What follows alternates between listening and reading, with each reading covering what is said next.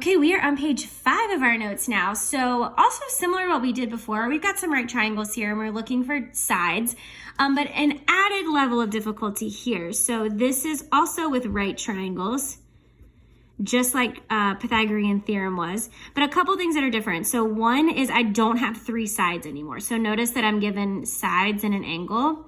So we've got sides plus angles that we're looking at here. I don't have enough information to use the Pythagorean theorem, so I have to use trig. So I'm using the sine, cosine, and tangent. And my memory tool here is SOHCAHTOA. And remember, this is sine, cosine, and tan.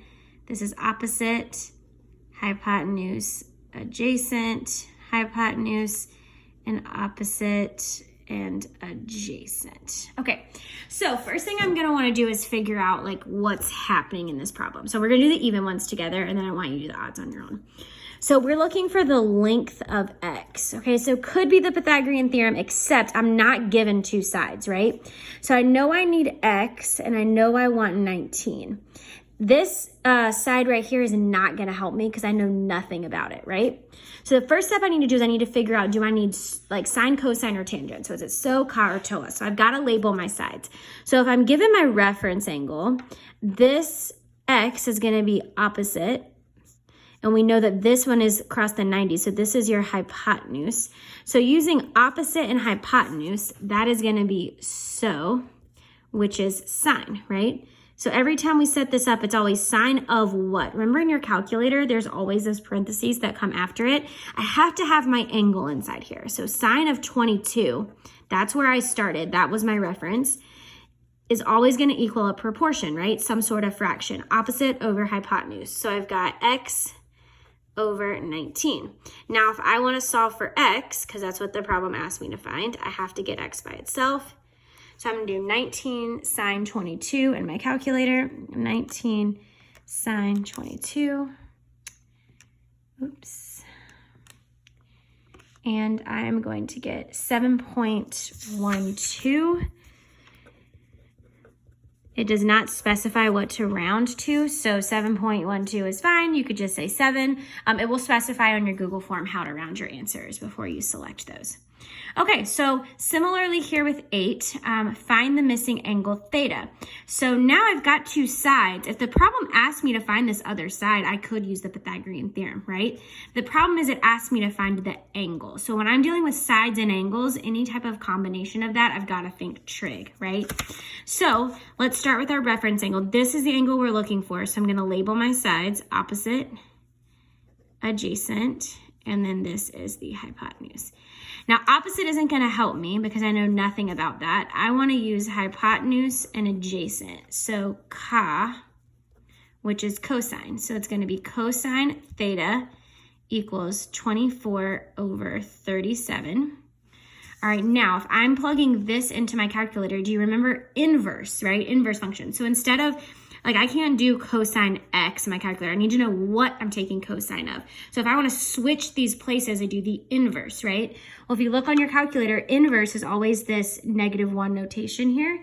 So I'm going to do second cosine 24 over 37. And that is going to give me 49.6, or we'll just do 49.56 degrees. So this is going to be in degrees because it had me looking for an angle measure, right? Okay, so let's look at number 10. Now 10 and 12 are your SAT type problems. So these are some that we looked at several times in class. So if you'd like to pause this and try it on your own first, it might be a great time to see if you refresh your memory, and then you can pick back up with the video. So if sine x equals 0.25, what is the length of BC in the triangle below? Okay, well, first I need to figure out sine is always a fraction, right? Or a proportion here. It's a proportional relationship.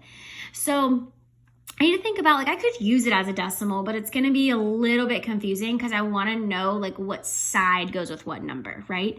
It's going to be easy if I go ahead and convert this into a fraction because sine is always so opposite over hypotenuse. And the way this is written right now, I'm not exactly sure what to do with it. So go ahead and pause the video and try it if you haven't yet. All right, so let's look at where we're at. So if I have sine x is 1 over 4, should be 0.25. So sine of x is 1 over 4. So I need to go ahead and label those sides. So if this is x, sine is opposite over hypotenuse. So my opposite side is going to be 1.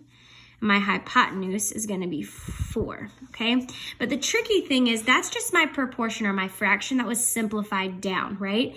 This side is not 1, it's actually 3. So what did I multiply by to get to 3? By 3. Well, if I multiplied this side by 3, I had to multiply this side. So that gives me 12. So if this side is 3, this one is going to be 12 units. So it asks me what is the length. So the length would actually be 12. So while that fraction is 1 over 4, that is reduced, right? When I divide that out, if I were to put 3 over 12 on my calculator, I'm going to get the same thing as I get with 1 over 4. It's just a simplified version of that.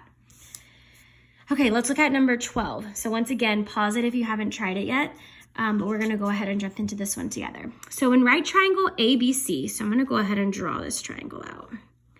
In right triangle ABC, C is 90 degrees. So I've got C over here, and then I'm going to have A and B over here. It doesn't matter which one you label over here as long as you know C goes with 90.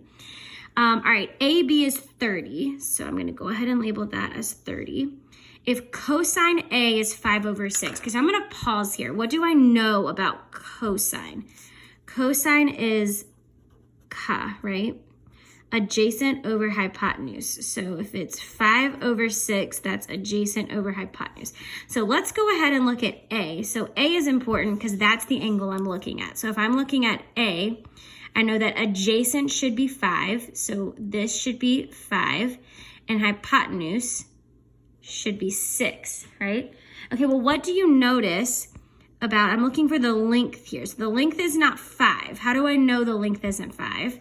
Because this length over here isn't 6, it's 30, right? So what did I multiply by to get from 6 to 30?